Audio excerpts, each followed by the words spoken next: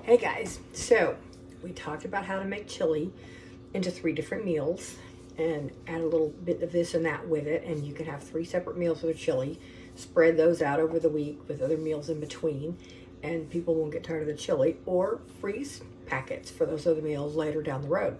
So I wanted to go over some of the things that we used today, so I'll make it a little bit easier than just showing you a picture and you going, what'd she do with that? I don't remember. So, food chopper. This little baby, like I said earlier, it's from the 90s. So it works great, chops your onions, your jalapenos, wonderful for that.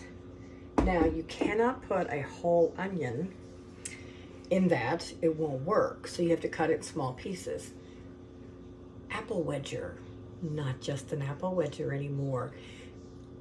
Cut one end of the onion flat, set it down on your flexible cutting mat. I love these for those.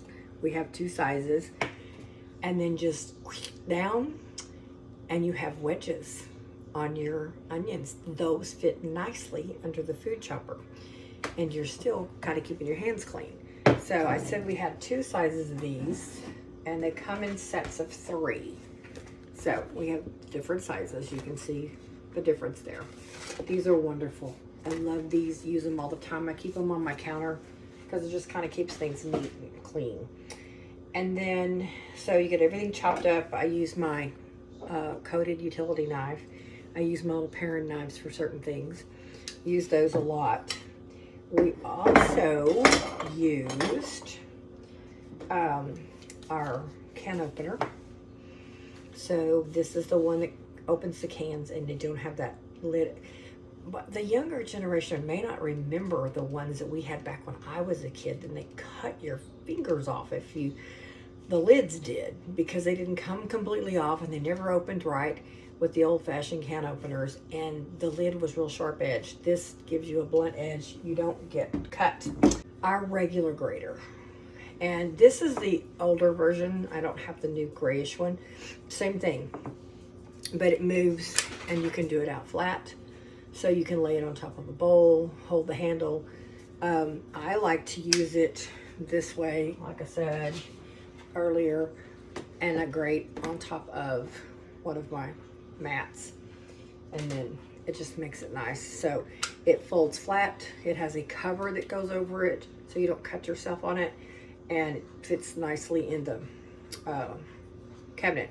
Also has a little guard thing. So when you get down to those little nubs of cheese and things, and you put that on and put the cheese in the little pocket, and then you just run it up and down, and it keeps you from getting knuckles and fingernails, etc. in there.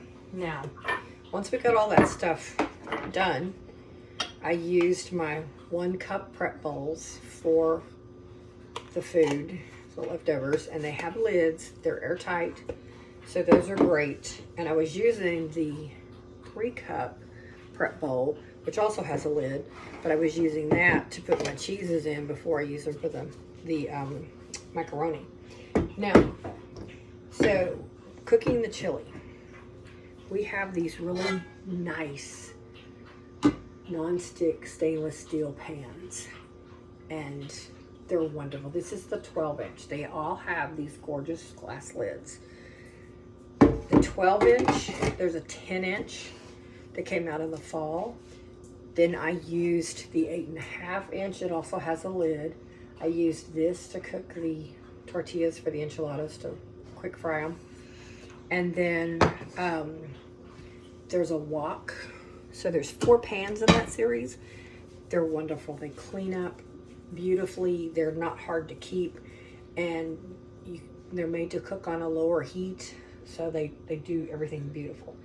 Now, doing our meat, mix and chop. I think this tool is in nearly every house in the United States now, because it mixes up your meat. It's a ground up good. It's also good to do cornbread. When you're making cornbread dressing, you can just munch it all up. You're making graham cracker crust pies, crunch it all up. You need Ritz crackers for a recipe for your squash, crunch it all up. Works great. And then the end has that star, so that goes in your apple pies in the center to make them pretty.